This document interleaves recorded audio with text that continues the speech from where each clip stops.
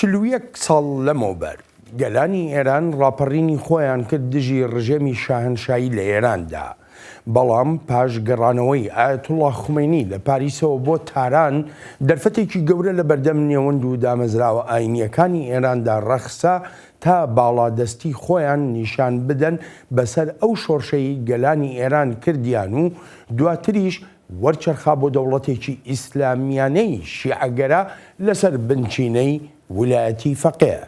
خۆش هاتنەوە بۆ چاوی واشنتن. ئەم دەوڵەتە ئیسلامیە نوێیە لە ڕۆژهەڵاتی ناوەڕاستدا هەر لە سەرەتای تەمەنیەوە سیاسەتی هەناردەکردنی شۆڕشی ئیسلامی گرتەبەر و بە تێپەڕبوونی کاتیش بۆ گەورەترین دەوڵەتی سەرپەرشتکاری تێرۆریزم. بەڵام ئەمریکا بەردەوام ڕێگر بووە لەوەی ڕژێمی ئێران بتوانێت ئەو سیاسەتانەی بە تەواوەتی بەڕێوە بەرێت. دواترین هەوڵی ئەمریکاش کوشتنی ژەنەڕاڵ قاسم سولەیمانی بوو، سەرکردەی هێزەکانی قودس کە بەرپرسیار بوو لە هەموو جموجۆڵە تێرۆریستیەکانی ئێران دەیکردن لە ناوچەکەدا. سولەیمانی درندەترین خوێنڕێژی ڕژێمی ئێران بوو، درندەیە کە هەزاران سەربازی ئەمریکایی کوشتووە و بریندار کردووە لە عێراق. وەک گەورەترین تیرۆریستی جیهان، قاسم سولەیمانی بەرپرسیارە لە کوژرانی ژمارەیەکی بێشومار ژن و پیا و منداڵ. سولەیمانی سەرپەرشتی هێرشەکەی مانگی 12 کرد و هێرشی کردە سەر هێزە سەربازەکانی ئەمریکا لە عێراقدا. هەروەها پیلانیشی دەگیرا بۆ هێرشکردنی زیاتر. هەروەیە لە مانگی ڕابردوودا و بە ڕێنمایی خۆم لەشکری ئەمریکا هێرشێکی کرد بەبێ ئەوەی خەوشی تیابێت و سولەیمانی تیا کوژرا و ئەو بەدکارەی تیرۆریزمی ناوچەکەی بۆ هەتایە لەناو برد. لەم 41 ساڵەی ڕابردوودا گەلانی ئێران بە ڕێگەی جۆرا و جۆر ناڕەزایی و بێزاری خۆیان لە ڕژێمی ئێران دەربڕیوە. واشنتن هەموو جارێک جەختی کردوێتەوە لەوەی بەردەوام پشتیوانی لە داواڕەواکانی گەلانی ئێران دەکات، بەڵام ئەوەش دەڵێ هەر کاتێک ئێران ڕەفتارەکانی خۆی بگۆڕێ، ئەوە ئەمریکاش سیاسەتەکانی خۆی بەرامبەر ئێران دەگۆڕێت. لەم چەند مانگەی ڕابردوودا ئێرانی خاوەنشکۆکانمان بینی دەنجی خۆیان بڵند کردەوە دژی فەرمانڕەوا سەرکوڵکارەکانیان. دەبێت ڕژێمی ئێران دەستبەرداری هەوڵەکانی بێت بۆ بەدەستهێنانی چەکی ناوکی. دەبێت بڵاوکردنەوەی تیرۆر و کوشتن و وێرانکردن ڕاگرێت. دەبێت دەست بکات بەکارکردن لە پێناوگەلی ئێراندا. بەهۆی سزا قورسەکانی ئێمە ئابووری ئێران ئێجگار خراپە. دەتوانین یارمەتیان بدەین، دەتوانین لە ماوەیەکی کەمدا بژانەوەیەکی زۆریان بۆ دەستەبەر بکەین. دەکرێت زۆر بە خێرایی ئەمانە بکرێن. وەک سەرۆک دانەڵد ترامپ جەختی لێ دەکاتەوە ئەمریکا هەمیشە ئامادەی ئاشتی لەگەڵ ئێرانیەکاندا و هەرگیز دەرفەتەکان بۆ ئاشتی و سەقامگیری لە دەستخۆی نادات. بۆ گەل و بۆ ڕێبەرانی ئێرانیش ئێمە دەمانەوێت ئایندەیەکتان هەبێت، ئایندەیەکی مەزن. ئەو ئایندەی شایستەتانە، ئایندەیەکی گەشەکردوو لە ناو وڵاتەکاندا و هەروەهاش دۆستایەتی لەگەڵ وڵاتانی جیهاندا.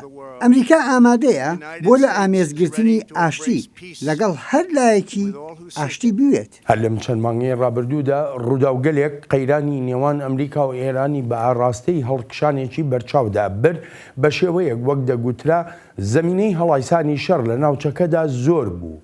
بەڵام شیکەرەوە لەو بڕوایەدان ئەو هەڵکشان و داکشانانە ڕوودەدەن وەلێ ناگەنە ئاستی شەڕی لەشکری. هیچ خواستێک بۆ شەڕ نییە لە ناو ئەمریکادا. لە هەمان کاتیشدا ئەمریکا دڵنیا بووە لەوەی ئەگەر هیچ وەڵامێکیان نەبێت بەرامبەر ئەو هێرشە بەردەوامانەی دەکرێتە سەر دیپلۆمات و کۆنتراکتەر ئەمریکیەکان ئەوە دەشێت درێژەیان هەبێت. بەڵام بەگشتی پێناچێت دیمەنێکی وەها لە ئارادا بێت کە بگوترێت بەرەو شەڕی لەشکری دەچین. گەورە کاربەدەستانی ئێرانی دەڵێن ئەوانیش شەڕیان ناوێت، دەشزانن لە ئێستاشدا ئەمریکا ناخوازێت بچێتە شەڕەوە. ئێمە دژی شەڕین، پێشمان وایە ئەمریکایەکانیش بە دوای شەڕەوە نین. ئەو ئاماژانەی دەیان بینین ئەوەمان نیشان دەدەن ئەمەش بەهۆی ئەوەی ئەمریکایەکان دەزانن زیانی شەڕ چیان بەسەر دێنێت، بە تایبەتیش بەڕێز ترامپ کە هەرچیەکی بێت پێویست بێت دەیکات تا لە هەڵبژاردندا سەر بکەوێت. هەر بۆیە پلان و کارەکانی لەسەر ئەو بنچینێ دەبن. دەزانێت کە شەڕ دەرفەتەکانی بۆ بردنەوەی هەڵبژاردن وێران دەکات. کۆماری ئیسلامی ئێران لە وڵاتەکانی ڕۆژهەڵاتی ناوەڕاستدا وەک عێراق، لوبنان، یەمەن، سووریا و وڵاتانی تریش هێزی گەورە و بچووکی پێکهێناوە لەو لایەنانەی کە سەر بە ئێرانن. زۆر بەشیان لە شیعە ئینزاکانن. ئەو هێزانە بۆ پاراستنی بەرژەوەندیەکانی خۆی و بۆ جێبەجێکردنی سیاسەتەکانی خۆی بەکاریان دەهێنێت. چاوی واشنگتن بۆ ئەم هەفتەیە میوانداری باربارا سلەیڤن دەکات. باربارا سەرۆکی بەشی ئایندەی ئێرانە لە نێوەندی ئەتلانتیک کانسڵ، خاوەنی دەیان لێکۆڵینەوەی وردە لەسەر کاروبارەکانی تایبەتن بە ئێران. باربارا زۆر سپاس بۆ ئامادەبوونت. بە یەکەم پرسیارمان سەبارەت بە مێژووی 41 ساڵەی ئێران بێ. ساڵی 1979 گەلانی ئێران شۆڕشی خۆیانیان کرد، بەڵام دواتر ئایەتوڵڵاکان بوون بە خاوەنی دەسەڵات. ئەم گۆڕانکاریە چۆن بوو ڕوویدا بەڕای تۆ؟ سەرەتا خۆشحاڵم کە لێرەم. ئەمە بەسەرهاتێکی دوور و درێژە و زۆر کەس بێهیوا بوون لە بەرەنجامەکانی ئەو شۆڕشە. خەڵک ئازادی و سربەخۆییان دەویست، هەرچەندە سربەخۆ بوون بەڵام ئازادیان بەدەست نەهێنا. دروشمی سێهەم لەو ڕاپەڕینەدا دروشمە ئیسلامیەکان بوو. ڕژێمی نوێ یاسای ئیسلامی و ڕێوشوێنە ئیسلامیەکانی سەپاند. ئەو کاتە ئەو یاسا و ڕێسایانە بۆ هێندێک لایەن باش بوون، بۆ هێندێکی تریژ نا. بەڵام بەدڵنیاییەوە ئێستاش بە باش دانانرێن. پێم وایە ساڵیادەکی خەمناک بووە بۆ ئێرانیەکان کە هیوایەکی زۆریان هەبوو ئەو کاتەی ڕێکەوتنە ناوچەکە کرا، لەو ڕوانگەیەوەی زیاتر تێکەڵ بە کۆمەلگای نێونەتەوەی دەبنەوە و ئابوورەکەیان گەشە دەستێنێت. بێگومان ئەوانە ڕویان نەدا. لە بڕی ئەوانە چەندان شتی تری نەخوازرا و ڕوویاندا، وەک خستنە خوارەوەی فڕۆکە ئوکراینیەکە کە 176 کەسی تێدا بوو و زۆربەشیان ئێرانی بوون. چەندان شتی تریش کە کارەساتی گەورە بوون بۆ خەڵک. 41 ساڵام ڕژێمە لە دەسەڵاتدایە لە کاتێکا کە خەڵک ئەم ڕژێمەی ناوێ. ئەی چۆن ماوەتەوە ئەم ڕژێمە؟ نازانین خەڵکی ئێران چی دەوێت، چونکە هیچ هەڵبژاردنێکی ئازادانەی ڕاستەقینە نەبووە. ڕاستە هەڵبژاردن دەکرێت، بەڵام کاندیدەکان لە بێژینگ دەدرێن بۆ دڵنیابوون لەوەی دڵسۆزی سیستمی ئێرانن. ئەوەی دەمێنیتەوە بریتە لە هێندێک بژاردا، بەڵام بژاردەیەکی بەرفراوان نییە. تا بەڕاستی لە هەڵبژاردنەکاندا دەرناکەوێت ئێرانیەکان چیان دەوێت، بەڵام دەزانین ناڕزایی هەیە و دەشگەڕێتەوە بۆ ساڵی 99 کە خۆپێشاندانی گەورە ڕوویاندا و ڕەهەندی جیاوازیشیان هەبووە دژی ڕژێمی ئێران و سیاسەتەکانیشی. بەڵام ئایا خەڵکی ئێران چیان دەوێت؟ ئەوەیان نازانین. دەتوانین مەزەندە بکەین، بەڵام دڵنیا نابین. ئەم سیاسەتانی کە ئێستا ئەمریکا بەکاری دێنێ لەگەڵ ئێراندا، ئەوەی کە پێی دەوترێ سیاسەتی بەرزترین ئاستی فشارەکان، بەڕای تۆ یارمەتی دەردەبێت بۆ گەلانی ئێران کە بتوانن ئایندەی خۆیان دیار بکەن، بڕیار لەوە بدەن کە چیان دەوێت؟ نا، پێم وان نییە، چونکە ئەمانە ژمارەیەک سەزان و وەهادانراون زیان لە ئابووری ئێران بدات و زیان لە خەڵکی ئاسایی ئێران دەدات، نەک ئەندامانی ڕژێمی ئێران کە ڕێگەیان بۆ دەستبێ ڕاگەشتن بە دراوی بیانیدا هەیە کە ڕێگەیان دۆزیوەتەوە بۆ کەمکردنەوەی کاریگەری سزاکان، وەک ئەوەی پاسدارانی شۆڕشی ئیسلامی دەیکات و لە زۆر ڕێگەوە کار بۆ کەمکردنەوەی کاریگەری سزاکان دەکات. هەر بۆیە پێم وایە سیاسەتێکی خراپ بوو. بەڕای من دەبوایە بەڕێوەبەراتیەکەی ترامپ دەستکەوتی زیاتری لە ڕێکەوتنە ناوچەکەدا بەدەستهێنابایە تا تێگەیشتنی زیاتر لەگەڵ ئێراندا دروست ببوایە، نەک بچێشیتەوە و سزا بسەپێنیتە سەر ئێران. ئەم سیاسەتە پەرچەکرداریشی هەبووە، وەک ئەو پشێویەی لە شەژمانجی ڕابردوودا لە ناوچەکەدا بینیمان تا گەشتە کوژرانی قاسم سولەیمانی و خستنە خوارەوەی فڕۆکە ئوکراینیەکە. ئەگەر بەڕێوەبەرایەتی لە ڕێکەوتنە ناوچیەکە نەکشایەتەوە، ینی بەڕای تۆ چ جۆرە تێگەیشتنێک لەگەڵ ئێراندا دەرفەتی هەبوو بێتە ئاراوە، بەتایبەتی لە نێوان واشنگتن و تاراندا؟ جا ئەوە شتێکی نەزانراوە، چونکە ئەمریکا ئەو دەرفەتەی نەهێشتەوە. بە پێی ڕێکەوتنەکە کەناڵی دیالۆگ هەبوون لە نێوان ئەمریکا و ئێران و پێیان دەگوت کۆمیتەی هاوبەشت، بەڵام بەڕێوەبەراتی کشانەوەی لەو ڕێکەوتنە هەڵبژار و ئیتر ئەو کاناڵەش نەما. لەبری ئەو کاناڵە بۆ دیالۆگ ئەمریکا سیاسەتی تابڵی قورسی هەڵبژارد و کەوتە ڕەخنەی تون لە ئێران لەسەر پێشێلکاریەکانی مافەکانی مرۆڤ. ئەم ڕەخنانە بەڵێ گرنگن، بەڵام بەڕێوەبەراتی ڕەخنە لە هێندێک لە وڵاتانی تر ناگرێت کە لەوانەیە تۆمارەکانی مافەکانی مرۆڤ لە وڵاتانەدا زۆر خراپتریش بن، وەک عەرەبستانی سەعودیە، رووسیا و چین و زۆری تریش. پێم وایە ئەم سیاسەتە نەبووە هۆکارێک بۆ بەرەو پێشۆبردننی بەرژەوەندی نیشتیمانی ئەمریکا، نەبووە مایە کۆتایی هێنان بەو جم و جۆڵانەی ئێران کە ئێمە حەزی پێ ناکەین، بەڵکو ئێرانی زیاتر شەڕەنگێز کرد. ئەمە بێ لەوەی وەهاشی کرد ڕژێمی ئێران سەرکوتکاری زیاتریش بکات، زیاد لەوەی پێشتر دەیکرد. ینی بەمانایش کە تۆ پێم دەڵێ ئەو ئامانجەی کە بەڕێوەبەرایەتی ئەمریکا چاوەڕوانێتی بۆ گۆڕینی ڕەفتارەکانی ئێران شتێکە نایەتە دی بەهۆی ئەم سیاسەتەوە ئەگەر وایە پێم بڵێ چ سیاسەتێک پێویستە لەگەڵ ئێراندا بگیرێتە بەر. پێم وایە سیاسەتی ئەمریکا سیاسەتە ناوخۆیەکەی بەڕێوەی دەبات. دانڵد ترامپ ئەوە دەکات کە لە سەروەختی هەڵمەتەکانی هەڵبژارنەکانی 2016دا پەیمانی دابوو تا ئەوانەی پشتیوانیان دەکرد ئاسوودە بن. هیوادارم ترامپ ئەوە ببینێت کە ئەم سیاسەتانەی هیچ بەرەنجامێکی باش بە دوای خۆیاندا ناهێنن، ئیتر گۆڕانکاریان تێدا بکات. بەڵام مخابن هیچ ئاماژەیەک نابینین بۆ هیچ گۆڕانکاریەک. هەڵبەتە ئێستا لە ناو واشنگتنە جیاوازیەکە هەیە بە تایبەتی سەبارەت بەو سیاسەتانەی کە بەڕێوەبەرایەتی هەیە لەگەڵ هەیەی بەرامبەر بە ئێران. من دەگەڕێمەوە بۆ لات. دۆسەی ئێران لەناو ئەمریکاشدا ناکۆچی لە نێوان کۆنگرێسی ئەمریکا و کۆشکی سپیشدا دروست کردووە. کۆنگرێس دەڵێت هەچ بڕیارێک لەسەر شەڕ بدرێت دژ بە ئێران دەبێت کۆنگرێس پەسەندی بکات. یاسای دەسەڵاتی شار شتێکە هەمومان ڕێزی لێ دەگرین. هیوادارین سەرۆکی ئەمریکاش ڕێزی لێ بگرێت. لە کاتی هێرشەکانماندا هەموو دەسەڵاتەکان لای سەرۆکی ئەمریکا. دەسەڵاتەکان کە بۆ خۆم لەگەڵی دانیم لای سەرکردەی هێزە لەشکریەکانمانە. ئەوەی ئێمە دەیڵێن لە ڕوانگەی ئەو بڕیارانەی سەرۆک دەیاندات پێویستە کۆنگرێس ڕۆڵی هەبێتیایاندا بەپێی دەستوری ئەمریکا. جوڵاندن و پەسەندکردنی ئەم دۆسەیە هەر تەنها دیموکراتەکان نین. بەڵکو دەکرێت بگوترێ هەر لە سەرەتاوە هەردوو لایەنی دیموکرات و کۆماریەکانیش هاوڕابوون لەسەر کەمکردنەوەی دەسەڵاتەکانی سەرۆک ترامپ بۆ بڕیاردان لە شەڕ. جا من خۆشحاڵم بەوەی هەردوولایەن پشتیوانی لە هەبوونی ڕۆڵی کۆنگرێس دەکەن. دەیڵێمەوە بەرپرسیارەتی یەکەممان پاراستن و داکۆکیکردنە لە وڵاتەکەمان و ئەوەش دەکەین. بەڵام بەو شێوەیە نا دەسەڵاتی ڕاگەیاندنی شەڕ لە کۆنگرێسی ئەمریکا بسەندرێتەوە. سەرۆک ترامپ پێشتر لە پۆستێکی تویتەردا نووسی بووی دیموکراتەکان هەوڵی گرتنەبەری ڕێوشێنێک دەدەن تا کۆماریەکان بخەنە شەرمەزاریەوە. هەر چۆنێک بێ لای دیموکراتەکان مەبەست لەو بڕیارە نە بە ئامانجگرتنی کۆماریەکانە و نە بە ئامانجگرتنی سەرۆک ترامپە. بڕیارەکە زۆر سادە و ئاسانە نابێت لەگەڵ ئێراندا بکەوینە شەڕەوە بەبێ ئەوەی کۆنگرێس دەنگی پەسەندکردنی لەسەر بدات لە کاتێکدا سەرۆک دەبێت هەمیشە توانای هەبێت بۆ بەرگریکردن لە ئەمریکا هاوکاتی هەر هەڕەشە و مەترسیەک جابڕیاری دەستپێکردن بۆ هەڵایسانی شەڕ لێرەدا ڕادەگیرێت. لەناو کۆماریەکانیشدا بەرامبەر بۆ بڕیارە هاوبەشە ڕای جیاواز هەیە لەو ڕوانگەیەوەی کە دەشێت دژمنەکانی ئەمریکا بە هەڵە لەو بڕیارە تێبگەن و هەروەها وەک دەڵێن لەوانەشە کاریگەریەکی نەرێنی بخاتە سەر هاوپەیمانەکانی ئەمریکا. نازانم بۆچی لە ئێستادا ئەمە دەکەین. کێشەکان زیاتر دەکات وەک لەوەی کەمیان بکاتەوە. تەنانەت ئەگەر پەسەندیش کرا سەرۆک هەرگیز وابەستە نابێت پێوەی. هیچ سەرۆکێک ئەوە ناکات ڤیتۆی دەکاتەوە ئەگەر ئەو ڤیتۆکردنە ڕێگە گونجاوەکە بێت. بێلەوەش هیچ کاریگەریەکی نابێت لەسەر توانایی سەرۆک بۆ دەستکردن بە کردە لەشکریەکان. بەڵام کاریگەری دەبێت بەسەر تێگەیشتنی دژمنەکانمانەوە. تێگەیشتن لەوەی ئایا ئەمریکا دژی شەڕانگیازەکانی ئێران دەوەستێتەوە، کاریگەری دەبێت بەسەر هاوپەیمانەکانمانەوە. دەپرسن ئایا دەتوانین بڕوا بە ئەمریکا بکەین؟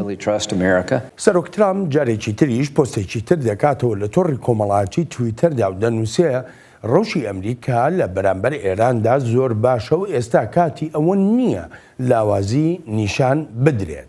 بەڵام لای دیموکراتەکان ئەو هەنگاوە هاوبەشەیان هەرگیز ئاماژەیەک نییە بەوەی ئەمریکا لاوازە. ئێمە لەم بڕیارەماندا پەیامێک نانێرین کە لاوازین کاتێک پشتیوانی لە سەروەری یاسا دەکەین لە جیهانێکدا کە تامەزرۆی سەروەری زیاتری یاسایە.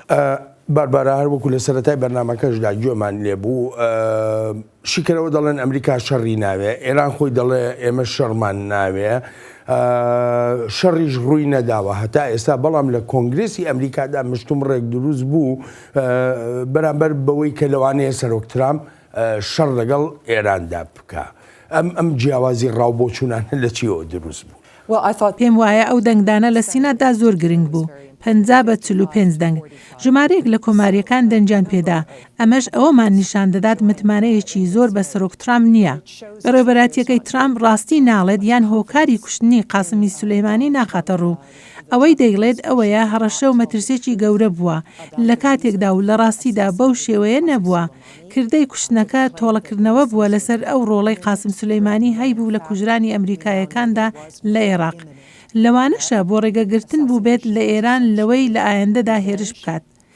جا لەسەر زۆر دۆسیە لەم وڵاتەدا ئاستی متمانەکردن بە دانەڵد ترامپ زۆر کەمە، بە هەمان شێوە لەسەر ئاستی نێونەتەوەیش، بە تایبەتی لە دۆسیەی شەڕ و ئاشتیدا.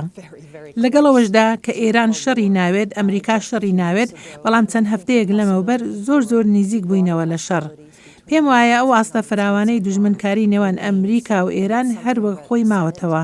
ئەمەش ئاگاهیەکی ئەنجومەنی نوێنەران و سیناتە بۆ سەرۆک تا هیچ شەڕێک هەڵنەگیرسێنێت بەبێ ئەوەی کۆنگرێس بڕیاری لێ بدات. بەڵام هێشتا لە واشنگتن نیگەرانی هەیە بەرامبەر بەو کەمکردنەوەی دەسەڵاتەکانی سەرۆک بەتابەتی لە شەڕی بەرامبەر ئێراندا. ئەو نیگەرانیەش لەوەیە کە دەڵێ ینی لەوانەیە ئەو هەڵسەنگانەی کە لە کۆشکی سپی هەیە بۆ ڕەوشەکە هەمان ئەو هەڵسەنگانە نەبێت کە لە کۆنگرێسی ئەمریکادا هەیە و ئەم نیگەرانیانەش ناتوانین بڵین نیگەرانی ڕەوانی. بەبێ هیچ گومانێک ئێمە گوێمان لە سێناتۆر مایک لی بوو پاش ئەو دانیشتنەی تایبەت بوو بە زانیاریەکان لەسەر کوشتنەکەی قاسم سولەیمانی، وتی خراپترین دانیشتن بووە لەو دانیشتانەی بەشداری تێدا کردوون. بڕێوەبەراتی لەسەر دۆسیەی ئێران هەر لە سەرەتاوە لەگەڵ گەلی ئەمریکادا ڕازگۆ نەبووە. گەلی ئەمریکاش بێزارە لەو شەڕەی 20 ساڵە لە ناوچەکەدا هەیە، واتە لە دوای 11 سپتەمبەرەوە قەیرانی زیاتریان ناوێت. بە دیارکراویش لەگەڵ وڵاتێکی وەک ئێراندا کە سەرچاوەیەکی زۆراوزۆری زیاتری هەیە بەراورد لەگەڵ ئەو وڵاتانەی تردا کە لەگەڵ ئەمریکادا لە شەڕدا بوون. ئەگەر سەرۆک ترامپ هەڵبژێرایەوە لە هەڵبژاردننی مانگی 11دا جارێکی کە گەڕێکی تری سەرۆکایەتی وەرگرتەوە هیچ شتێکە گۆڕێ؟ پێم وایە سەرۆک پێشێلکاری کردووە لە زۆرێک لە یاساکان و لە ڕێوشوێنەکان و لە ڕێساکاندا. لەبەرەوە زۆر قورسە پێشبینی بکەی سەرۆک چی دەکات ئەگەر بێت و جارێکی تر هەڵبژێردرێتەوە. لەوانەیە بە نیگەرانێکی کەمترەوە بەرامبەر کۆنگرێس یان بەرامبەر گەلی ئەمریکا کار بکات.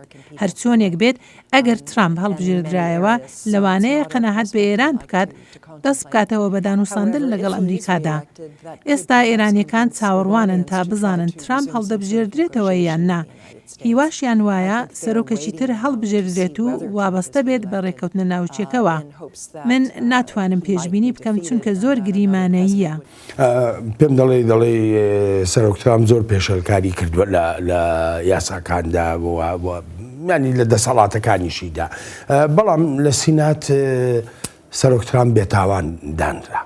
تاوانبار نەکرا، بەڵام لە ئەنجومەنی نوێنەران لە کاردانەکەی پەسەند کرا. ئەمە شتێکە لەگەڵیدا دەمێنیتەوە. ئێستا کەوتۆتە سەرگەلی ئەمریکا تا بڕیار لە ئەگەر و نەگەری مانەوەی بدات لە ئۆفیسدا.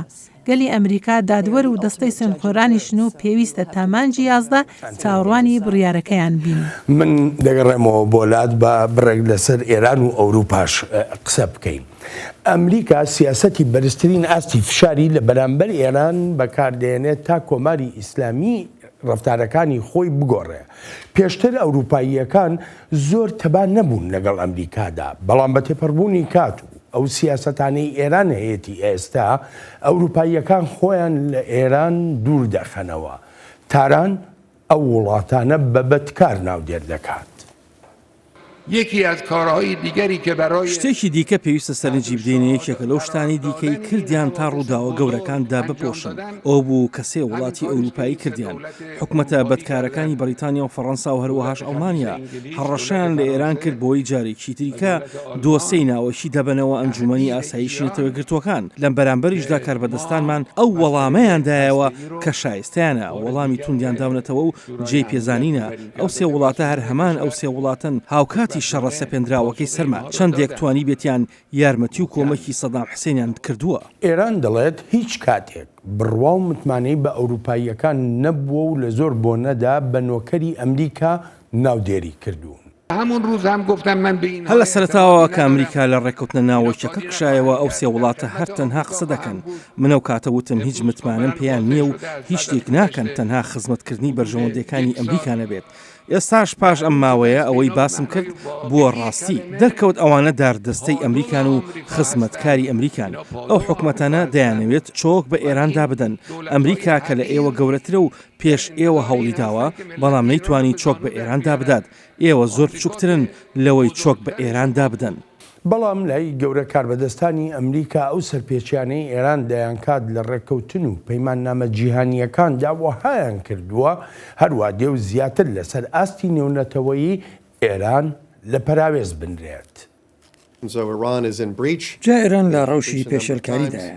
چەندان جار پێشێلکاریان کردووە ئەوروپایەکان پشوو درێژی و سنگفراوانیەکی زۆریان نیشانداوە لە بەرامبەر ئێرانەکاندا تا ئێرانەکان بگەڕێنەوە سەر وابەستە بوون بەڵام ئەنجامی نەبوو ئەمە شتێک نییە هەروە لەخۆوە لەو میکانیزمەدا بێتە ئاراوە کاتێکی زۆر هەبووە لەم پرۆسەیەدا ئیتر وڵاتانی بەشدارن لە پرۆسەکەدا دەتوانن بڕیاری خۆیان بدەن سەبارەت بە ئەگەر و نەگەری ئەوەی بگەنە بڕیاری کۆتایی یان بەردەوام بن و کات بەکار بهێنن. ئەمریکا وابەستەیی خۆی بە سیاسەتەکانی ئەوڕا دەگەیەنێت و بەردەوامیش سزای زیاتریش دەسەپێنێ بەسەر گەورە کاربەدەستانی ئێرانیدا لەوانە عەلی ئەکبەر ساڵحی سەرۆکی دەستگای ئەتۆمی ئێران. سەرۆک ترامپ وابەستەیە بۆ ڕێگەگرتن لە ئێران لەوەی ببێتە خاوەنی چەکی ناوکی. دەستگای وزەی ئەتۆمی ئێران ڕۆڵێکی گەورەی بینیوە لە هەوڵەکان بۆ دروستکردنی چەکی ناوکی و سنوورەکانی ئەمبارکردن و پیتاندنی یۆرانیۆمی تێپەڕاندووە. سەرۆکی ئەو دەستگایە خۆی سەرپەرشتی دانانی سەنتەرفیوجی پێشکەوتوانی کردووە تا توانایەکان بۆ پیتاندنی یۆرانیۆم فراوانتر بکات. بەربەرە کۆماری ئیسلامی ئێران ڕێبەرانی ئێران لە ئێستادا ینی بە هەمان ئەو شێوەی سەروسەودا لەگەڵ ئەمریکا دەکەن وا دەستیان پێکردووە لەگەڵ ئەوروپاییەکانیشدا ئەم ڕێبەرانەی ئێران دەیانوێ وڵاتە بەرەو کوێ بەرن. پێم وایە ئێران زۆر هیوابڕ بووە چونکە ئەوروپایەکان پەیمانیان دابوو کە هەوڵ دەدەن ئێران لە ڕێکەوتنە ناوچەکەدا بهێڵنەوە لە ڕێی بازرگانیکردنەوە لەگەڵ ئێراندا ئەمە نەکرا. ئایەتوڵای خامنەیی بەهیوایی خۆی دەردەبڕێت بەتایبەتی بەرامبەر بە فەڕەنسا و بریتانیا و ئەڵمانیا کە وابەستەیەکانی خۆیان بەجێ نەگەیاندووە بە پێی ڕێکەوتنە ناوچیەکە. هەر بۆیەشە ئێران ئیتر وابەستە نابێت بەو ڕێکەوتنەوە. بەڵام چ متمانەیەک هەیە کە ئێران وابەستەیە بەو بەندانەی ئەو ڕێکەوتنەوە کە وابەستەیە بە تێرمە نێونەتەوەییەکانەوە ینی ئێرانیش خۆی کێشەی متمانەی هەیە.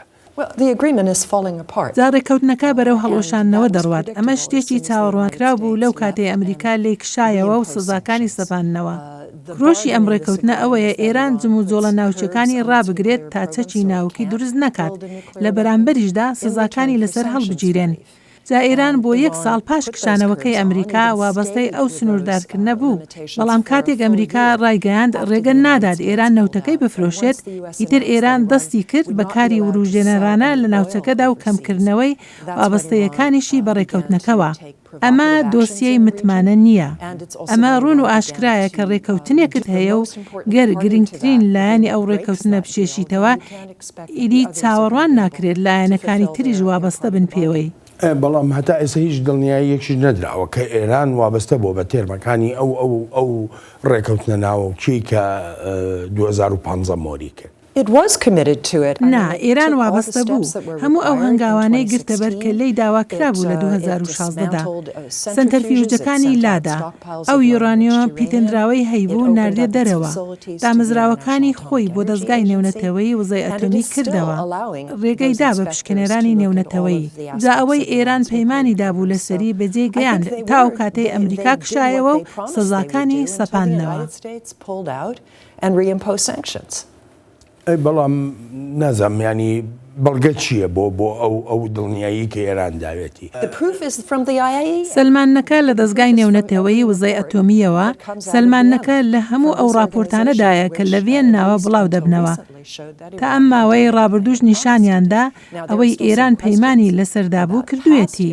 ڕاستە هێندێک پرسەن سەبارەت بە جم و جۆڵەکانی پێشووی ئێران و دەستگای ناوبراو دەخوازێت لێکۆڵینەوەیان لەسەر بکات و ئێران نایەوێت باز لەو جم و جۆڵانەی پێشتری بکات. لەگەڵ ئەمانەشدا هێشتا هیچ بەڵگەیەکیش نییە کە ئێران بەرنامەی چەکی ناوکی هەیە. جارێکی تریش ترامپ لە وتاری ساڵانەیدا زانیاری هەڵەی داوە کاتێک ئاماژەی بە بەرنامەی چەکی ناوکی کرد. وەک وتم دۆسیای متمانەکردن بە ئەمریکا لەسەر دۆسیەی ئێران زۆر کەمە. ئەگەر ینی مانگی 11 بەڕێوەبەرایەتی گۆڕا بەڕێوەبەرایەتی نوێ هات و دیموکراتەکان چوونەوە کۆشکی سپی بەڕای تۆ شتەکان لەگەڵ ئێرانە دەچێتەوە جێی خۆی یار بەم شێوەیە دەمێنێتەوە. دەیڵێمەوە پێشبینیکردن زۆر قورسە لە ئێرانیشدا سیاسەتکردن هەیە. شانەوەی ئەمریکا لە ڕێکەوتنە ناوچێکە ئەوانەی بەهێز کرد کە دژی ڕێکەوتنەکە بوون لە ناو سیستەمی سیاسی ئێراندا. لەبەرەوە هیچ متمانەیەک نییە تا بگوترێت ئێران وابەستە دەبێتەوە. تازە هەڵبژارنی پەرلەمانی کردووە. لە سەرەتای 2021دا هەڵبژارنی سەرۆکایەتی هەیە. سەرۆک ڕوحانی کە یەکێک بوو لە کارکتەرە سەرەکیەکانی دانووساندنەکانی ئەم ڕێکەوتنە وەک سەرۆکی ئێران نامێنیتەوە. ئەوە تا هەڕەشەی کشانەوەش دەکات لە پەیماننامەی بڵاو نەبوونەوەی ناوکی. زۆر بە خراپیش دەستی کردوتەوە بە بەرنامە ناوچەکەی. هەرچەندە هەتا ئێستا هەنگاوەکان تا ئەندازەیەک بچووکن بەڵام پێچەوانەی ڕێکەوتنەکەن. ئەگەر ئەمریکا درێژە بدات بەم سیاسەتی بەرزترین ئاستی فشار، ئەوا دەشێت ئێران هەنگاوی زۆر گەورە بنێت بۆ چوونە دەرەوە لە ڕێکەوتنەکە و زیاتر دەڕواتە پێش لە بواری ناوچیدا. ئەو هۆکارانی کە ئاماژە پێکردن کە هێشتا زۆر پرسیار هەیە و ئێران وەڵامی نەداوەتەوە ئەمە بەز نییە بۆەوەی کە ئەمریکا لەو ڕێکەوتنە ناوچیە بکشایەتەوە. نا ئەوە هۆکار نییە چونکە ئەگەر بەڕێوەبەرایەتی لە ڕێکەوتنەکەدا بمابایەوە ئەوا دەیتوانی هەڕەشەی کشانەوە بەکار بهێنێت تا ئێرانەکانی ناچار بکردایە و تووێژ لەسەر دۆسیەکانی تر بکەن. هەرکە ئەمریکا کشایەوە و ئەو سزا قورسانەی سەپاندە سەر ئێران هەموو باڵادەستێکی خۆی لە دەستدا. ئێرانیش ئێستا هیچی بۆ نەماوەتەوە لە دەستی بدات. ئەوە تا هەڕەشەی کشانەوەش دەکات لە پەیماننامەی بڵاو نەبوونەوەی ناوکی. زۆر بە خراپیش دەستی کردوتەوە بە بەرنامە ناوچەکەی. هەرچەندە هەتا ئێستا هەنگاوەکان تا ئەندازەیەک بچووکن بەڵام پێچەوانەی ڕێکەوتنەکەن. ئەگەر ئەمریکا درێژە بدات بەم سیاسەتی بەرزترین ئاستی فشار، ئەوا دەشێت ئێران هەنگاوی زۆر گەورە بنێت بۆ چوونە دەرەوە لە ڕێکەوتنەکە و زیاتر دەڕواتە پێش لە بواری ناوچیدا. دەگەڕێمەوە بۆلاتە لەسەر ئەم بابەتە. ئێران نیگەرانیەکی زۆری ناوەتەوە لە جیهاندا و لە ڕۆژهەڵاتی ناوەڕاستیشدا بەهۆی بەرنامە ناوچێکەیەوە. هاوپەیمانەتی ناچۆ ئەو پێشبڕکێی لە ئەکامی بڵاوبوونەوەی چەکی ناوچی دێتە ئاراوە بە مەترسیەکی گەورە ناودێری دەکا بۆ ئاشتی بۆ سەقامگیری لە جیهاندا. هەرچێکمان لە توانادا بێت دەیکەین بۆ ڕاگررتنی پێشبڕکێی چەک پێشبڕکێ نوێ چەک و بەتایبەتیش چەکی ناوەکی شتێکی باش نییە مەترسیدارە و خەرجیەکی زۆریشی دەوێت هەر بۆیە بەردەوام دەبین لە کارکردنمان بۆ کۆنتترۆلکردنی چەک بۆ چارەسەرکردنیەوە بۆشایی کەوتۆتە ناو پەیماننامەی هێزە ناوەکیەکان باتیش بخەمە سەر ئەوەی رووسیا کردوێتی نایکەین ئێمە خواستی دانانی موشکی ناوەکیمان نییە لە ئەوروپادا بەڵام پێویستە دڵنیابین لەوەی سیستمی بەرەنگاربوونەوەی متمانە پێکراومان هەیە تەنانەت بەبێ پەیماننامەی هێزە ناوەکیەکانیش. لەگەڵ ئەو هەموو نیگەرانی و لەگەڵ ئەو هەموو ئاگاهیانەی بە ئێران دەدرێن پێدەچێت ڕژەمی کۆماری ئیسلامی هەر سوور بێت لەسەر هەبوونی بەرنامەی ناوچی و وەک دەڵێ مەبەستی تایبەتی هەیە. ئێمە بەردەوام دەبین لەسەر ڕێبازی ناوەکی خۆمان بە هەمان هێز و تواناییمانەوە لە کۆتاییشدا وەها دەکەین ڕۆژێک لە ڕۆژان دوژمن بگەڕێتەوە سەر مێزی دانوستاندن وەک پێشتر. باربارە ئێران چ جۆرە دانوستانێکی دەوێت؟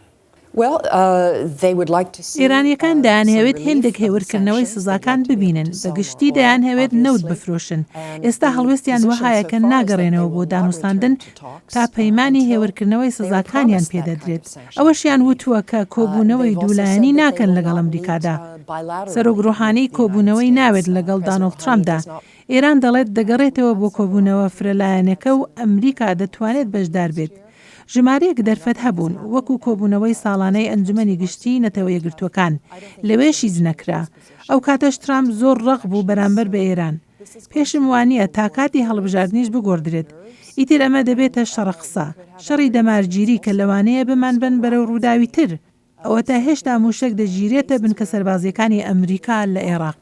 بەڕای تۆ ئەگەر ڕەوشەکە بۆ ئێران لەو ئابوووریە خراپەدا لەو ڕەوشە ناوخۆیە خراپەی کە تیایدا دەژی بەردەوام بێ ئێران ناچار ناکا بگەڕێتەوە سەر مێزی دانوستاندن؟ پێش مانجی 11 نا پێم وایە حکوومەتی ئێران سەیری ئەوە دەکات ئایا ترامپ هەڵدەبژێردرێتەوە یان نا لەگەڵەوەشدا کە ڕەوشەکە زۆر خراپە ئابووری بە پێی کاریگەری سزاکان ڕێک دەخێت راپۆرتەن کە لە مانجی یەکدا ئێران ڕۆژانە 1 ملیۆن بەرمیل نەوتی فرۆشتووە ئەمەش دوو بەرابەرە لەگەڵ ساڵی پاردا هەر بۆیە نا پێم وانە چونکە سیستمەکە لە ڕووی سەرکوتکردنەوە هەر بە بەهێزی دەمێنیتەوە هیچ یابوونەوەیەکی لەشکری یان بەسیج یان پۆلیسمان نەبینی کە بەردەوام خۆپێشاندەرانیان سەرکوت دەکرد جا تا جیابوونەوەیەک لە دامەزراوە ئاسایشەکانی ئێراندا نەبینین ئەوە ڕژێمی ئێران لە دەسەڵاتدا دەمێنیتەوە. باشە ڕژێمەکە بەهێزە بەڵام بخۆ دەزانیان ئەو ڕفتارانەی کە ڕژێمی ئێران لە ڕۆژهڵاتی ناوەڕاستدا لە عێراقا لە لوبنانە لە ئێمەنایە لە شوێنەکانی تریشا لە سووریا بۆ نمونە ینی ئەمانە ئەو ڕفتارانە کە ئەمریکا نیگەرانیەکی زۆر گەورەی هەیە بەرامبەریان نەکەن ئەمریکا بەشێکی فراوانی کۆمەڵگەی نێونەتەوەیش ئەی چ شتێکەوە لە ئێران بکە ئەو ڕفتارانەی بگۆڕە. زە ئەمە پرسیارێکی گەورەیە و پرسیارێکیشە چەندان ساڵە دەکەین پێم وایە ڕێکەوتنە ناوشیەکە سەرەتایەک بوو چونکە زەمینەیەکی ڕەخسان بۆ وتووێژی تر لەگەڵ ئێراندا من چارەسەرێکی لەشکریانە نابینم ئابووریش نابێتە چارەسەر بۆ ئێران بەلای منەوە تەنها ڕێگەیەک هەبێت دانوساندنە هۆکارێکی دەستێوەردانی ئێران لەو وڵاتانەی ناوتهێنا ئەوەیە کە تۆقیوە لە هێرشی ئەمریکا یان ئیسرائیل بۆ ئەوەی ئێران دەستێوەردانەکانی خۆی لە ناوچەکە کەم بکاتەوە بەڕای من لە ڕێی هەڕەشەکردنی زیاترەوە نابێت لە ڕێی کوشتنەکانەوە نابێت چونکە ئەمانە ڕژێمی ئێران زیاتر دەترسێنێت. ئەلبەت ئەوەمان بینی کە ئێران فشاری خۆی خستۆتە سەر عێراق تا سەرباز ئەمریکایەکان دەربکات بۆ خۆم زۆر دەمێکە چاودێری کاروباری ئێران دەکەم بۆیە پێم وانە بەرەنگاربوونەوە و سزاکان بتوانن کاری خۆیان بکەن. ئەبێ شتێکە بێ ینی وا لە ئێران بکە کە ئەو ڕفتارانەی خۆی ڕابگرێ نازەم لەگەڵ مایاننا. بەڵێ من هیوادارم کە خەڵکی ئێران دەنگەکی بەرزتری هەبێت لە بەرامبەر کار و کردەوەکانی حکوومەتەکەیاندا پێم وایە لە هەڵبژارنەکانی ئێراندا خەڵکێکی کەم بەشداری دەکەن خەڵک بێزار و ناڕەزا و ماندوون لە حکوومەتی ئێران لەوانەیە لە هێندێک شوێنی دووردا تا ئەندازەیەک خەڵکێکی زۆر بەشداری بکەن لە هەڵبژارنەکاندا بەڵام پێم وانە لە شارە گەورەکاندا بە پێویست بێت حکوومەت زۆر کاندیدی بە شایستە نەزانیون بە زۆرێک لەوانەشەوە کە ئێستا ئەندامی مەجلیسی شوران جا لە هێندێک بازنەی هەڵبژاردندا هیچ بژارەیەکت نییە هەڵبژاردن لە ئێراندا گۆڕانکاری بە دوای خۆیدا ناهێنێت لە ڕابردوودا پەرلەمان یارمەتی دەربووە لە هێندێک دۆسیەدا وەک پشتیوانیکردن لە ڕۆحانی هاوکاتی دانوستانەکانی ڕێکەوتنە ناوچیەکە ترسی من لەوەیە ئەگەر هەڵبژارنی ئەمریکاش بۆ مایە گۆڕینی سەرۆک ئەوە گەشتبین نیم چونکە سیستمی ئێران ڕۆژ بە ڕۆژ بەرتەسکتر دەبێتەوە و کۆنەپارێزان زیاتر و زیاتر باڵدەکێشن بەسەر ئەو سیستەمەدا. بەربارە خەڵکی ئێران دەنگی خۆیان بەرز کردووەتەوە ڕۆژی هەینیش کە ئەمڕۆیە چوونەتە سەر سندوقەکانی دەنگدان جا لەسەر ئەوە من دەگەڕێمەوە بۆلات لەسەر ئاستی ناوخۆیی شەپۆلێکی گەورەی ناڕەزایی دەربڕین هەیە لە ناو ئێراندا ئەگەر چی سەرەتا ئەو شەپۆلی ناڕەزاییە ڕەهەندێکی ئابووری هەبوو بەڵام هەرزوو گۆڕا بۆ ڕەهەندی سیاسی ئەمەش بە ئاشکرایی لە لێدوانەکانی گەورە کاربەدەستانی ئێرانیدا ڕەنگی دایەوە. هەر کاتێک ئێمە وەک حکوومەت و سیستەمی فەرمانڕەوە هەرچیەکمان کردبێت کە شادمانی بۆ 83 میلیۆن خەڵکی ئێران هێنابێت ئەوایانی کارەکانمان شۆڕژجێڕانە بوون بەڵام ئەگەر توانی بێتمان تەنها 10 میلیۆن کەس خۆشحاڵ بکەین و 10 میلیۆن کەسیش نیگەران بکەین ئەوانی تریش لە دوودڵیدا بن ئەوە دەبێت دوو هێندە زیاتر بیر بکەینەوە سەبارەت بەوەی چ هەڵەیەکمان کردووە زۆر جار ناتوانین بڵین ئەم کارەمان یا ئەم هەڵوێستەمان ڕاستە ناتوانین بڵین پێویستە سیاستمان و داکۆچیکردنمان بژارەمان بێت ئەوە هەڵەیە بڵین یەکێکیان پێویستە هەردووچیانمان هەبێت وەک خۆ ئامادەکردنیەکیش بۆ هەڵبژاردنەکانی مەجلیسی شورای ئێران گەورە دەسەڵاتدارانی ئێرانی زمانی ئاخاوتنیشیان لەگەڵ گەلانی ئێراندا گۆڕانی بەسەردا هات وەک هەوڵێک تا ڕێژەیەکی زۆری دەنگدەران بەشداری بکەن لە هەڵبژاردندا. بۆ هەڵبژاردنەکانی پەرلەمانی ئێران لەوانەیە هەندێک ڕخنەمان هەبێت بەڵام کێشە نییە چونکە ئازادی ڕخنە و دەربڕینی ناڕزاییمان هەیە هەرچۆنێک بێت هاوڵاتیانی خۆشەویست ئێمە دەتوانین ڕخنە بگین بەڵام با ڕخنەی بابەتیان نەبێت نابێت ڕخنەی ڕوخێنەرمان هەبێت بەهۆی ئەم بڕیارەیان ئەو هەڵوێستەی ئێرانەوە تکایە پشت مەکەنە سندوقەکانی دەنگدان هەڵبژاردن و سندوقەکانی دەنگدان ڕێگەی دەربازبوونمانە تەنانەت لەو داوایانەشیاندا دەسەڵاتدارانی ئێران وەک بڵێ ئاگاهیان دەدا بە خەڵک گەربێت و بە ژمارەی زۆر نەچنە سەر سندوقەکانی دەنگدان ئەوایانی خزمەتی ئەمریکایان کردووە. حتما یک انتخابات بەبێ هیچ گومانێک بەشداریەکی بەرچاو و گەورە لە هەڵبژاردندا سوودی بۆ ئێمە دەبێت بەبێ هیچ گومانێکیش ئەمریکایەکان خۆشحاڵ نابن لەگەڵ بەشداری زۆری خەڵکدا بەڵکو بە دڵنیاییەوە ئەوە خۆشحاڵیان دەکات خەڵکێکی کەم بەشداری لە هەڵبژاردندا بکەن. نزیکەی یەک هەفتە بۆ 10 ڕۆژ بەر لە هەڵبژاردننی مەجلیسی شورای ئێران حەسەن ڕۆحانی بەو جۆرە بانگەشەی بۆ هەڵبژاردنەکە دەکرد کە هەڵبژاردنێکی چارەنووسسازە بۆ کۆماری ئیسلامی ئێران. و ما در آستانه یک ئێمە نزیکی هەڵبژاردنێکی نیشتیمانی زۆر گرنگ لە مانگی دوودا هیوادارین گەلی خۆمان بەشداری لە دەنگداندا بکەن چونکە ئەم هەڵبژاردنانە بەرەنجام و کاریگەری دەبێت بەسەر سیاسەتی نێونەتەوەی و ناوچەی ئێرانەوە. بەربەرە بەڕای تۆ هەڵبژاردن دەنگی خەڵک چ شتێ لە ئێرانە گۆڕێ؟ پێم وایە لە هەڵبژاردنەکانی ئێراندا خەڵکێکی کەم بەشداری دەکەن خەڵک بێزار و ناڕەزا و ماندوون لە حکوومەتی ئێران لەوانەیە لە هێندێک شوێنی دووردا تا ئەندازەیەک خەڵکێکی زۆر بەشداری بکەن لە هەڵبژاردنەکاندا بەڵام پێم وانییە لە شارە گەورەکاندا بە پێویست بێت حکوومەت زۆر کاندیدی بە شایستە نەزانیون بە زۆرێک لەوانەشەوە کە ئێستا ئەندامی مەجلیسی شوران جا لە هێندێک بازنەی هەڵبژاردندا هیچ بژارەیەکرد نییە لە ئێران پەرلەمان دەستگایەکی گرنگ نییە ڕابەری باڵا یەکەم و دوادەسەڵاتیشە هەڵبژاردن لە ئێراندا گۆڕانکاری بە دوای خۆیدا ناهێنێت لە ڕابردوودا پەرلەمان یارمەتی دەربووە لە هێندێک دۆسیەدا وەک پشتیوانیکردن لە ڕۆحانی هاوکاتی دانوستانەکانی ڕێکەوتنە ناوچیەکە ترسی من لەوەیە ئەگەر هەڵبژاردننی ئەمریکاش بۆ مایە گۆڕینی سەرۆک ئەوە گەشتبین نیم چونکە سیستمی ئێران ڕۆژ بە ڕۆژ بەرتەسکتر دەبێتەوە و کۆنەپارێزان زیاتر و زیاتر باڵدەکێشن بەسەر ئەو سیستەمەدا. ئەنجا لەم هاوکێشەیە ئەمریکا چاوەڕوانی هەڵبژاردننی ئێرانەیە ئێران چاوەڕوانی هەڵبژاردننی ئەمریکایە. پێم وایە ئێران چاوەڕوانی هەڵبژاردننی ئەمریکایە چونکە هەڵبژاردنەکانی ئێمە زۆر ڕەهەندی گرنگتریان تێدایە بە بەراورد لەگەڵ هەموو هەڵبژاردنەکانی ئەم ساڵانەی دوایی ئێراندا. زەبڕاستی زۆربەی دۆسیەکان کەوتونەتە سەر ئەوەی لێرە لە مانجی 11 چی ڕوودەدات. ئەم جۆرە گوتارەی کە جۆمان لێ بوو ڕۆحانی ینی دەڵێگە خەڵک بەشدار نەبووە لە بەشدار نەبێت لە هەڵبژاردنەکاندا نەگەرەمەی مەجلیسی شورا بۆ ئەوانی تریژ مەبەستێتی ئەوە ینی خزمەت بە بەرژەوەندی ئەمریکا دەکەن.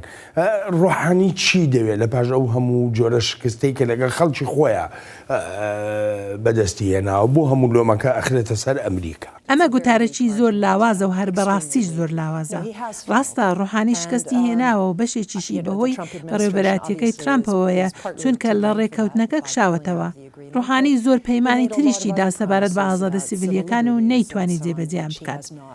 جا ئەو دوو خولەی لە ئۆفیسدا بووە دەشێت وەک ئەزمونێکی شکست خوارد و سەیری بکەین لەسەر هەردوو ئاستی ناوخۆیی و دەروێژدا.